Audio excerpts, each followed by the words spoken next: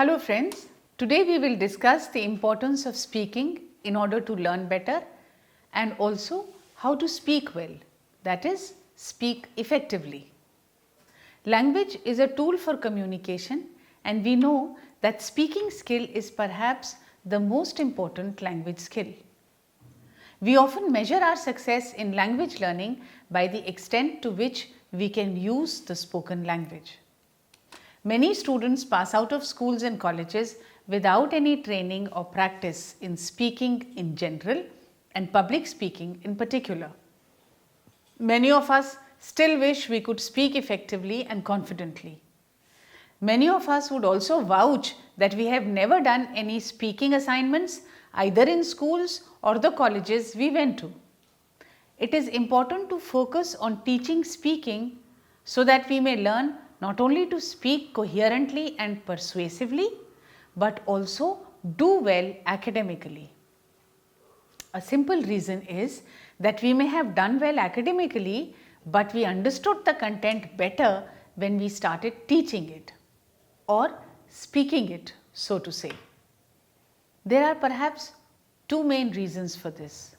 First, as a teacher, we cannot afford the idea of cutting a sorry figure in front of the class by being ill-prepared or disorganized or incoherent.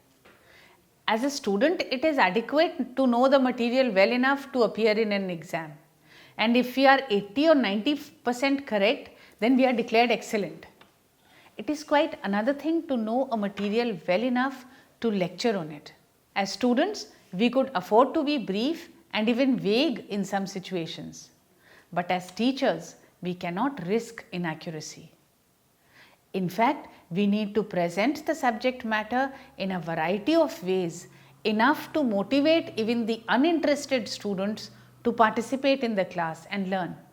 And those students who are already motivated, we need to be prepared to respond to their queries. Another reason we learn better by lecturing on it is simply because even as adults, we learn better by doing. Active learning assumes that we learn concepts better by talking about them in our own words. Research has also shown that effective speaking is integral to logical reasoning. Sound logic underlies clear speaking and is also shaped by it. There is a lot of speaking going on in classes, but it is different from conscious teaching of speaking skill as an academic activity. So we can say that much of speaking in classrooms is a speaking to learn rather than a learning to speak activity. One research reported that there was a steady decline in the use of oral language in classrooms, and this was a major reason for the lack of students' abilities to reason and to predict as they progressed from lower to higher grades. Such a phenomena is found not only in the language classroom, but in other classrooms as well. Classrooms are dominated by teachers talking and by written exercises. Researchers have called this phenomenon teachers talk and students listen. Another result of teacher-dominated classrooms is the negative effect upon students' attitudes towards learning. Teachers are often unable to see that literacy learning is a continuum. That is, it is an ongoing process of learning for the students. Learning before going to school, before they ever went to school, and learning in school are unfortunately viewed as two different processes, which they are not. Oral language, which is the major learning tool for children before going to school, becomes unavailable with the beginning of formal schooling. Given the new tasks of learning to read and write while being deprived of their speech, children tend to feel depressed and frustrated. Learning without any involvement begins to dominate and school gradually becomes a boring routine. We teachers become so involved with establishing rules, finishing the syllabus, covering the textbook, preparing students for exams, that we have forgotten that one of our original goals as teachers was that of stimulating thought. There is a deep relation between oral language development and the development of thinking abilities. Research has also shown that in any program on development of oral communication skills, critical thinking and reasoning abilities are also developed along the way. We can see that oral language is indeed an important link in the process of children's learning and thinking development. It is not merely a language issue, it is also an intellectual issue which deserves serious attention from both the teachers and the school administration. From the perspective of language development, oral language is a foundation for the development of other language skills. For most children, literacy learning process actually begins with speaking about their experiences and about themselves. We know it is by speaking that children learn to organize their thinking and focus their ideas. If we neglect development of oral language skills in the classroom, it will destroy that foundation and also adversely affect the development of other language skills. Research on critical thinking and cognitive development shows that the development of language has a close relationship to the development of thinking skills. This is particularly true for elementary level students. Before achieving proficiency in reading and writing, and even after achieving proficiency in reading and writing, oral language is one of the important means of learning and of acquiring knowledge. Throughout life, oral language skills remain essential for any intellectual activity and for the communication of ideas. We need to emphasize that just as writing is not confined only to the language classes, so also speech should be taught, practiced and learnt across the curriculum. At the most basic level, oral language means communicating with other people. But when we talk about oral language development across the curriculum, we do not mean teaching children to speak as much as we mean improving their ability to talk or communicate in their subject more effectively. Many studies have indicated that oral language development has largely been neglected in the classrooms. Experience seconds that. Most of the time, oral language in the classrooms is used more by teachers than by students. However, oral language, even as used by the teacher, very rarely functions as a means for the students to gain knowledge and to explore ideas. Underlying this fact are two assumptions. The first assumption is that the teacher's role is to teach. This is usually interpreted to mean that talking is the only way to teach. So teachers spend hours and hours teaching by talking, while the children sit listening passively as captive audience. Such teaching learning is one of the obstacles in the real development of oral language. Children passing out of these classes tend to carry this passivity over to their learning attitudes throughout life. The second assumption is based on the fact that children start learning and using oral language long before they go to school. Therefore, it is assumed that teaching and learning the oral language is not the responsibility of the school, and that the primary learning tasks of children in schools are reading and writing, which are seen as the two major aspects of literacy. We know that acquiring oral language is a natural process for many children. It occurs almost without effort. The ability to speak grows with age. But this does not mean that such growth will by itself lead to perfection. Remember that speaking is a skill and as such can be learnt and mastered. To speak in more effective ways requires particular attention and constant practice. We can say the three criteria for oral language competence can be fluency, clarity and sensitivity. To help children achieve these levels of development is our responsibility as teachers. The teacher can encourage students to bring their ideas and background knowledge into the class learning activities. To achieve this goal, the teacher must be a good and responsive listener to children's talk. Facilitation of a child's talking in the class is not enough for language teaching learning, however, but only provides an environment conducive to both teaching and learning. At this point, the teacher can raise questions concerning the content of the text. Here, one point should be emphasized. Implementation of oral language development across the curriculum requires teamwork. All content area teachers have to be actively involved in this task. The goal is not only to get children to speak, but also to have them learn and develop through speech.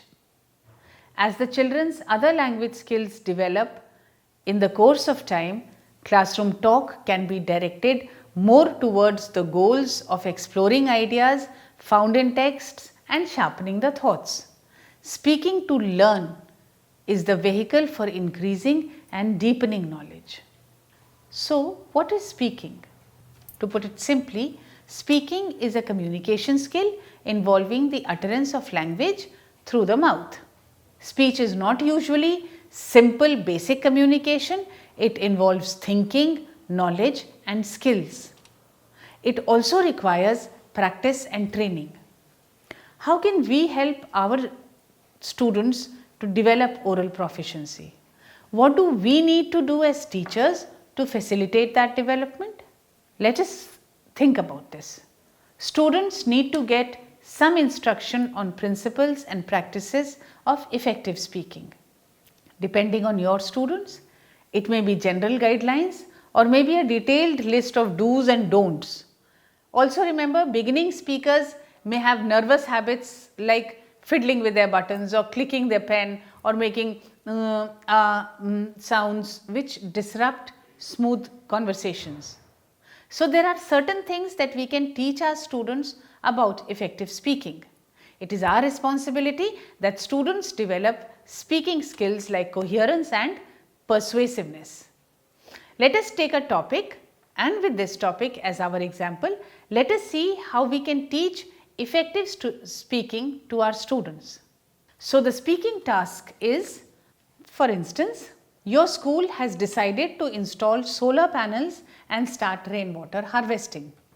The school wants students' reactions to this project and also what they expect from this, so that the solar panels and the rainwater harvesting may best benefit both the school as well as the students. Now, this is a topic for slightly senior classes like 9th or 10th. Remember, the primary objective of this and other speaking exercise is to help students speak to learn and also learn to speak. Development of oral skills always helps cognitive development. So, with these objectives in mind, we give the students this task. For this task, we as teachers can form groups of 4 or 5 students in the class and ask each group to discuss the following. Number 1, how are these two related to the environmental crisis? Number 2, they can refer to textbooks and write how climate related matters are dealt with in science and social science. Also, what are the other green initiatives in the world? We can also teach them not to limit themselves to the textbooks. They can refer to library, they can surf the net, but look at other green initiatives across the world.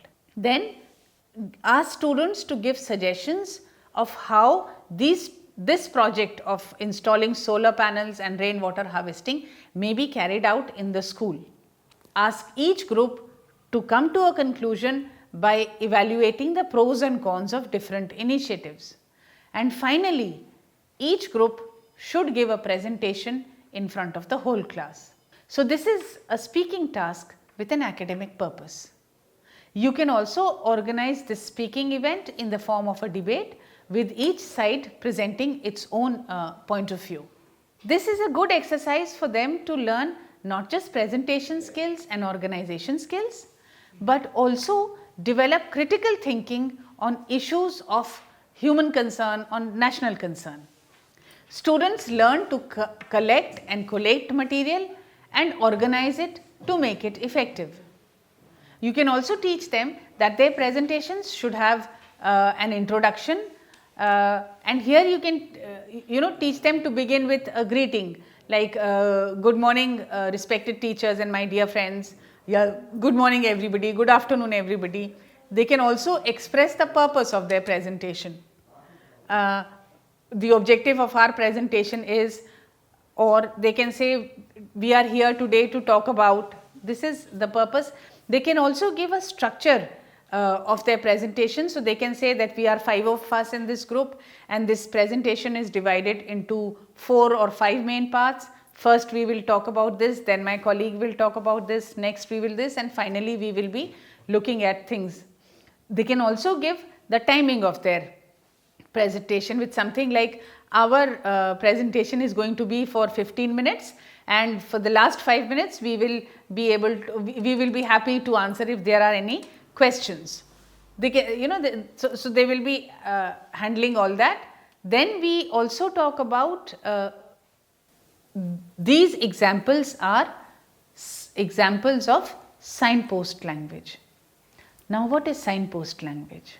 All the words and phrases that people use to indicate to the listener about what has just happened and what is going to happen next is known as signpost language. So, that is those words which, so to say, guide the listener through a presentation.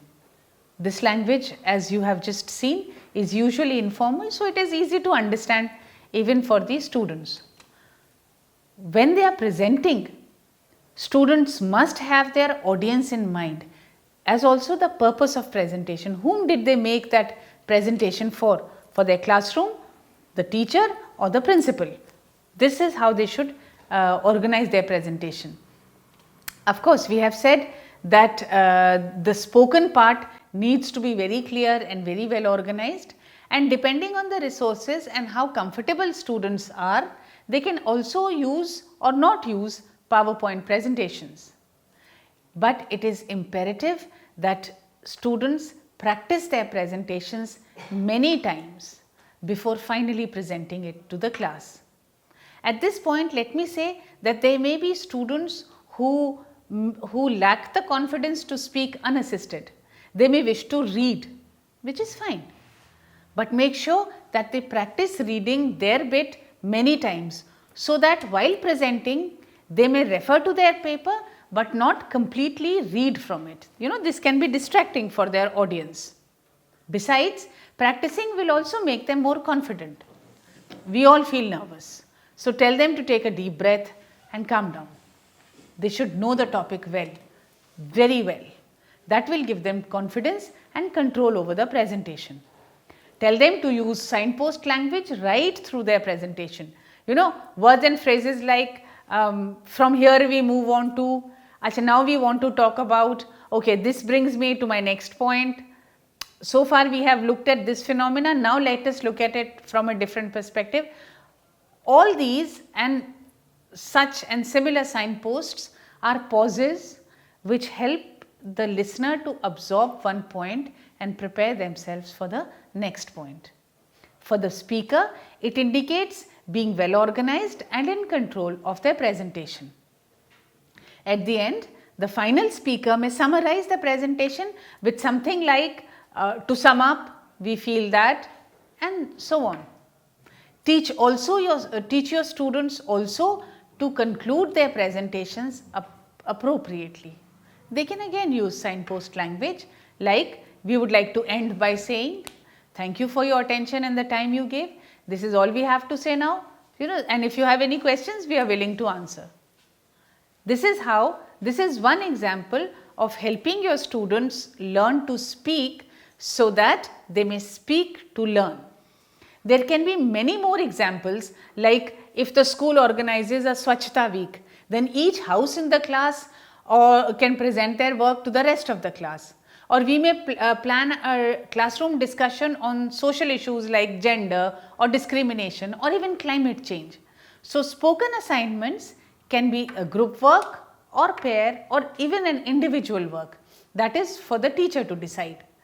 Many times students will need prompts. So, we can have one wall dedicated to sentence starters or prompts or questions for different spoken activities. And we can keep on changing and adding to these word wall and also removing words or phrases from them. So, words and phrases like in my family we are, or when I was small, or in my previous school, these can be used as prompts on the word wall. Remember also that all mistakes and all inaccuracies in language use are steps towards developing communicative competence. Also are steps towards developing their intellect. Focus is on meaning and comprehension, and interaction is the strategy. Thus, the role of a teacher as a facilitator becomes very important, accepting student response and simultaneously guiding them towards better language usage. Learning happens through interaction. The focus here is on using language to complete a meaningful task. Interaction is again the goal of every strategy. So, the speaking task at hand should be urgent and relevant enough to require completion. Learners will engage in conversations or discussions, they may refer to library or other sources of information, and their ability to communicate fluently will definitely improve. The task assigned to them would depend on the level of learners. Again, that is where teachers' discretion comes into play. For instance, for beginners, we can ask them to retell a story, or even something as banal as reteach a concept which the teacher has just taught. Given this understanding of the importance of oral language skills, we should reflect on our attitudes towards teaching learning. As teachers, we should not assume the authoritarian role of the knowledge giver. Instead, we should see ourselves as interested facilitators in student learning. In emphasizing the role of oral language in the classroom, we are by no means implying that the teacher's role is not important. On the contrary, it requires a more demanding task of the teacher to facilitate a learning process in which children are given not only the opportunity but are also encouraged to speak and explore their own thinking. The teacher has to do more than just telling the children what he or she means, or more than interpreting the text for them. Instead, the teacher has several different roles to play. Some activities may require readjusting the furniture, for instance, arranging the tables and chairs in a circle or against the wall. Some activities may require permission for using the school hall or auditorium, while some other activities may require collaborating with other subject teachers, and so on. Not just the logistics, teachers are also needed for sometimes hand-holding of shy or nervous students. Further, the teaching learning objectives have to be clear to the teacher, and every spoken exercise is to be organized around well-articulated pedagogic objectives. So friends, to sum up, today we have discussed the importance of developing spoken skills of learners in order to facilitate cognitive development. We referred to many research studies which highlighted the relationship between oral skills and intellectual development. We also used an example of spoken activity to discuss various facets of an effective spoken communication activity. Finally, we discussed the very important role of a teacher in this development of her learners. Thank you so much.